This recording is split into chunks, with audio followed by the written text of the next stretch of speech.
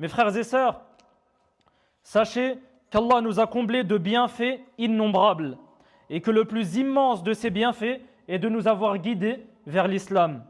Sachez également que ce bienfait se manifeste et apparaît clairement lorsque l'on médite sur ce à quoi l'islam a appelé. L'islam, mes frères et sœurs, est la religion conforme à la création saine, à ce que l'on appelle en arabe al-fitra.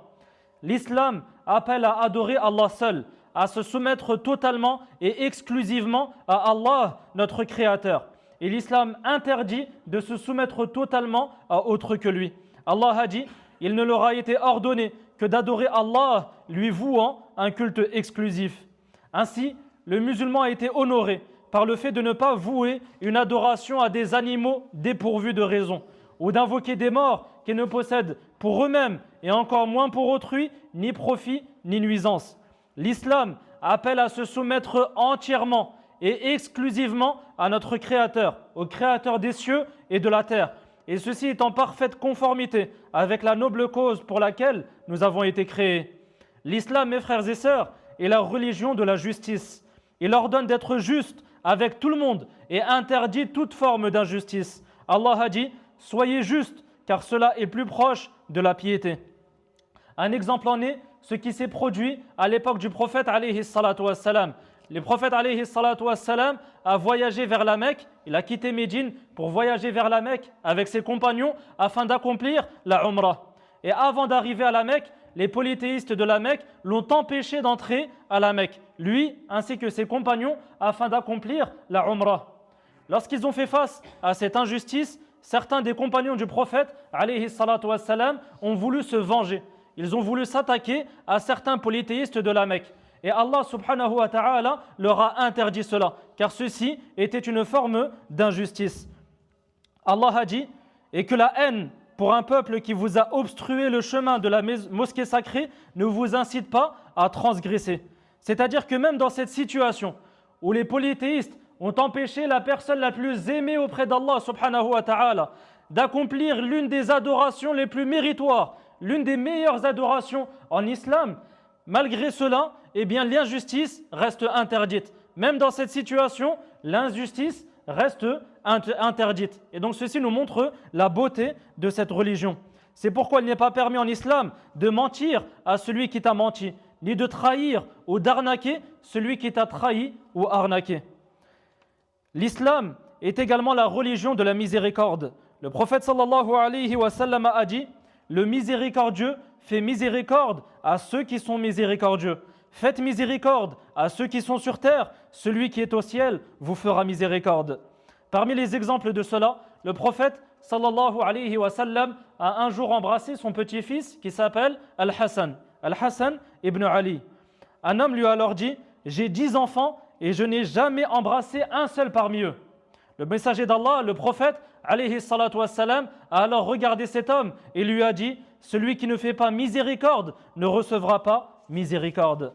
L'islam également est la religion de l'excellence, de l'ihsan. L'islam ordonne l'excellence dans l'adoration du Créateur et dans les rapports avec les créatures, c'est-à-dire d'adopter les meilleurs des comportements dans ton rapport avec les créatures, que ce soit avec des animaux ou même avec des êtres humains, ou même avec des animaux. Allah a dit, et faites le bien, car Allah aime les bienfaisants. À titre d'exemple, l'islam ordonne d'être bon envers les proches et de continuer à maintenir les liens de parenté même s'ils les rompent. C'est-à-dire que les proches de ta famille, tes parents, tes enfants, tes oncles, tes tantes, etc., il t'est demandé de maintenir les liens de parenté, de les contacter de temps en temps, de demander s'ils sont en bonne santé, s'ils ont besoin de quelque chose, etc.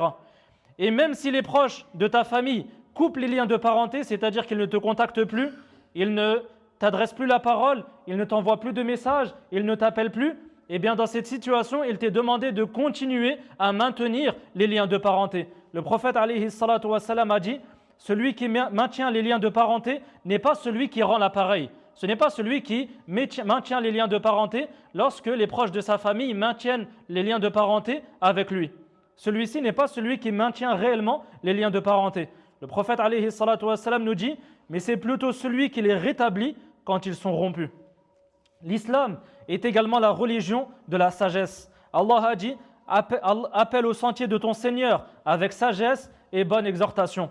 À titre d'exemple, le prophète alayhi salatu wassalam a voulu détruire la Kaaba, la maison sacrée, afin de la reconstruire et de faire en sorte qu'elle soit sur les mêmes fondations d'Ibrahim alayhi salam. Mais il s'en est abstenu par crainte de troubler les gens. Il dit à Aïcha radiallahu anha, si ton peuple n'était pas si proche de l'époque de la mécréance, j'aurais démoli la Kaaba pour la reconstruire sur les bases d'Ibrahim alayhi salam. Le prophète alayhi salatu wassalam a donc préféré ne pas accomplir un acte de bien car cela risquait d'amener un mal qui était beaucoup plus grand. Ceci car la règle en islam stipule que le fait de repousser un préjudice, le fait de repousser un mal prévaut sur la recherche d'un intérêt, d'un bienfait. C'est-à-dire que si l'on sait qu'un acte risque d'apporter beaucoup plus de mal que de bien, eh bien il est demandé de délaisser cet acte afin de repousser le mal. Et ceci nous montre que l'islam est une religion qui appelle à la sagesse. أقول ما سمعتم وأستغفر الله لي ولكم. Serviteurs d'Allah, sachez que l'islam est également la religion de la perfection. C'est une religion qui est parfaite. C'est une religion qui est valable pour tout temps et pour tout lieu. Allah a dit, aujourd'hui, j'ai parachevé pour vous votre religion et accompli sur vous mon bienfait et j'ai agréé l'islam comme religion pour vous. Ainsi, il n'est rien en ce monde qui n'ait un statut juridique. Il n'y a rien dans ce monde qui n'a pas un statut juridique, qui n'a pas un jugement en islam.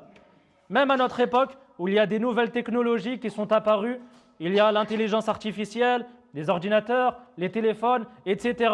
Tout ceci a un jugement en islam. Alors que ceci n'existait pas il y a plus de 1400 ans. Tout ceci n'existait pas. Mais l'islam est une religion qui est parfaite. C'est une religion qui peut être appliquée en tout temps et à tout endroit.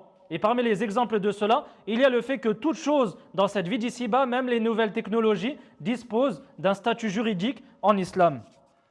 Enfin, l'islam est la religion de la facilité. Allah a dit, Allah veut pour vous la facilité, il ne veut pas pour vous la difficulté. Parmi les exemples de cela, celui qui n'est pas capable de prier debout, il lui est demandé de prier assis.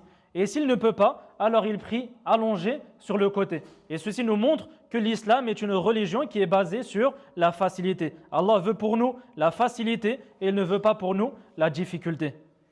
Mes frères et sœurs, ce que vous venez d'entendre n'est en réalité qu'un petit aperçu des exemples démontrant les mérites et les vertus de l'islam. Et c'est d'ailleurs un sujet très bénéfique et l'une des plus grandes causes d'augmentation et de renforcement de la foi. C'est pourquoi je vous recommande à tous d'apprendre cette noble religion et d'étudier le noble Coran ainsi que les hadiths prophétiques. Car en réalité, chaque verset coranique et chaque hadith prophétique est un témoignage véridique que cette religion est une révélation de notre Créateur. Allahumma inna nas'aluka ilman nafi'a wa rizqan tayyiba wa amalan mutaqabbala. اللهم إنا نسألك علما نافعا ورزقا طيبا وعملا متقبلا اللهم إنا نسألك علما نافعا ورزقا طيبا وعملا متقبلا اللهم آت نفوسنا تقواها زكها أنت خير من زكاها أنت وليها ومولاها اللهم ربنا آتنا في الدنيا حسنة وفي الآخرة حسنة وقنا عذاب النار والله أعلم وصلى الله على نبينا محمد وعلى آله وصحبه وسلم وقوموا إلى الصلاة